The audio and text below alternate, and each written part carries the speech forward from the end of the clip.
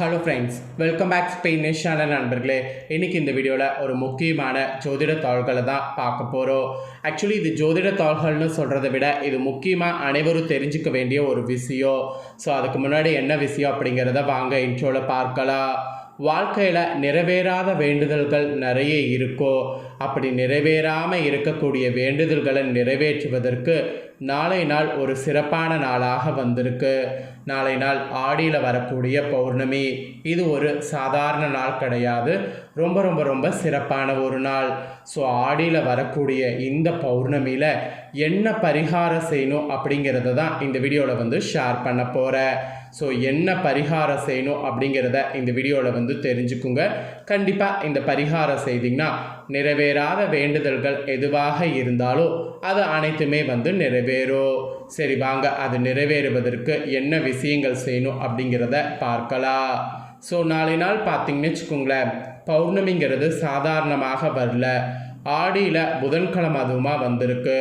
பொன் கிடைத்தாலும் புதன் கிடைக்காது என்ற பழமொழிக்கேற்ப மிக மிக சிறப்பான நாளில் இந்த பௌர்ணமி வந்திருக்கு. இந்த பௌர்ணமி அதனால் ஒரு விசேஷமான பௌர்ணமி. இந்த பௌர்ணமியில் பார்த்திங்கன்னு வச்சுக்கோங்களேன், நிறைய விஷயங்கள் செய்யணும் அப்படிங்கிறது ஆல்ரெடி நான் வீடியோ போட்டிருக்கேன். பௌர்ணமியில் என்ன சமைக்கணும், பௌர்ணமியில் என்ன செய்யணும், என்ன செய்யக்கூடாது, இந்த மாதிரி ஆல்ரெடி நிறைய போட்டிருக்கேன். அதை தொடர்ந்து இப்போ பௌர்ணமியில் பார்த்திங்கன்னு வச்சுக்கோங்களேன், என்ன விஷயங்கள் பரிகாரமாக செய்தால் நிறைவேறாத ஆசைகள் நிறைவேறும் அப்படிங்கிறத இப்போ சொல்ல போகிறேன். அதை இந்த வீடியோவில் தெரிந்து கொள்ள போகிறீங்க. ஸோ வீடியோ ரொம்பவே யூஸ்ஃபுல்லாக இருக்கும். அதனால் வீடியோவை ஃபுல்லாக பாருங்கள். அப்போ தான் நான் உங்களுக்கு என்ன சொல்ல வரேன் அப்படிங்கிறத தெரிஞ்சு அதற்கேற்ப நடந்து பயன்பெற முடியும். இந்த பரிகாரம் யார் வேணாலும் பண்ணலாம். ஸோ இவங்க தான் பண்ணோம் அவங்க தான் பண்ணோம் அப்படிங்கிறது கிடையாது. நிறைவேறாத ஆசை இருக்கக்கூடிய யார் வேணாலும் பண்ணலாம். சரி வாங்க எப்படி பண்ணுங்கிறத பார்க்கலாம். பௌர்ணமியானது சிவபெருமான் வழிபாட்டிற்கு உகந்த தினமாக கருதப்படுகிறதோ அதே போல தான் நாளை நாள் குலதெய்வ வழிபாட்டுக்கும் மிக உகந்த தினமாக கருதப்படுகிறது. மெயினாக பெண் தெய்வ வழிபாட்டிற்கு உகந்த நாளாகவும் நாளைய ஆடி பௌர்ணமி என்பது மிக மிக கருதப்படுகிறது. அப்படிப்பட்ட நாளைய ஆடி பௌர்ணமி தினம் என்பது கரெக்டாக புதன்கிழமையோடு சேர்ந்து வருகிறது. புதன்கிழமை பெண் தெய்வ வழிபாட்டிற்கு உகந்த கிழமை என்பதால் நாளை நாள் நாம் செய்யக்கூடிய வழிபாடும் பரிகாரமும் நமக்கு இரட்டிப்பு பலனை தரக்கூடியதாக திகழ்கிறது. அப்படிப்பட்ட நாளை நாளில் நம்மளுடைய நிறைவேறாத வேண்டுதல் நிறைவேறுவதற்கு செய்யக்கூடிய ஒரு பரிகாரத்தை பற்றி தான் இந்த வீடியோவில் சொல்ல போகிறேன். ஸோ அந்த பரிகாரம் என்ன அப்படிங்கிறத தெரிஞ்சுக்குங்க. அந்த பரிகாரத்தை பண்ணுங்கள். நிச்சயமாக அந்த பரிகாரம் பார்த்திங்கன்னு வச்சுக்கோங்களேன் உங்களுக்கு பலிக்கும்.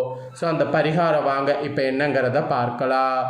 எந்த ஒரு தெய்வத்தை வழிபட விட்டாலும் குலதெய்வத்தை மட்டும் கண்டிப்பான முறையில் வழிபாடு செய்ய வேண்டும் என்று நம்மளுடைய முன்னோர்கள் கூறியிருக்கிறாங்க. அப்படிப்பட்ட குலதெய்வ வழிபாட்டிற்கு உகந்த தினமாக கருதப்படுவது தான் நாளை நாள் வரக்கூடிய ஆடி பௌர்ணமி தினம்.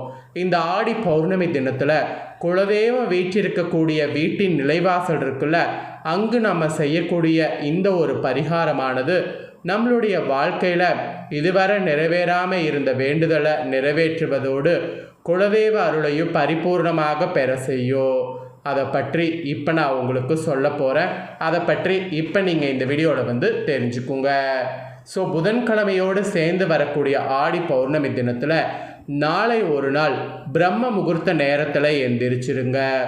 வீட்டில் இருக்கக்கூடிய பெண்கள் நீங்கள் எழுந்து சுத்தமாக ஃபஸ்ட்டு குளித்து முடித்து விட்டுருங்க. அதுக்கப்புறம் ஒரு மஞ்சள் நிறத்தில் துணியை எடுத்துக்கொள்ளுங்க. மஞ்சள் நிற துணி இல்லைனா வெள்ளை நிற துணியை மஞ்சளில் நினச்சி காய வைத்து ரெடி பண்ணி மஞ்சள் நிற துணியை எடுத்துக்கொள்ளுங்க. அதுக்கப்புறம் அதில் ஒரு கைப்பிடி அளவு பச்சரிசியை எடுத்து வைக்க வேண்டும்.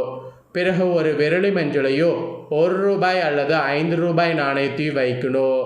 அதெல்லாம் வைத்து மூட்டையாக அதை கட்ட வேண்டும்.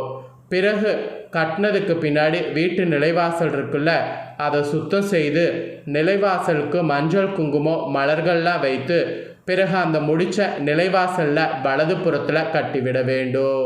பிறகு எப்பொழுதும் போல் புதன்கிழமை நாளை நாள் நீங்கள் உங்களோட அன்றாட வேலைகள்லாம் செய்யுங்க.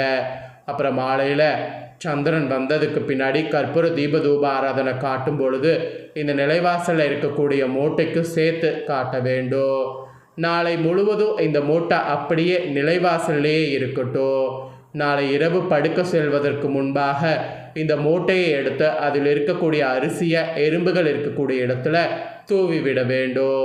விரலி மஞ்சளை வீட்டில் இருக்கக்கூடிய ஏதாவது அம்மனுக்கு நீங்கள் வைத்து விட வேண்டும். வராகியம்மன், மாரியம்மன் இந்த மாதிரி பெண் தெய்வ படம் இருந்தால் அந்த தெய்வ படத்திற்கு முன்பாக வைத்து விட வேண்டும். நாணயத்தை பணம் வைக்கக்கூடிய இடத்துல வைத்து விட வேண்டும். இந்த முறையில் புதன்கிழமையோடு சேர்ந்து வரக்கூடிய ஆடி பௌர்ணமி தினத்தில் நம்ம நிலைவாசலில் பரிகாரம் செய்வதன் மூலம் குலதெய்வத்தின் அருள் பரிபூர்ணமாக கிடைப்பதோடு நம்மளுடைய நீண்ட நாள் ஆசைகளும் வேண்டுதல்களும் நிறைவேறும் என்பது சாட்சாத் அந்த தெய்வத்தின் மேலே இருக்கக்கூடிய அடிப்படையில் கூறப்படுகிறது.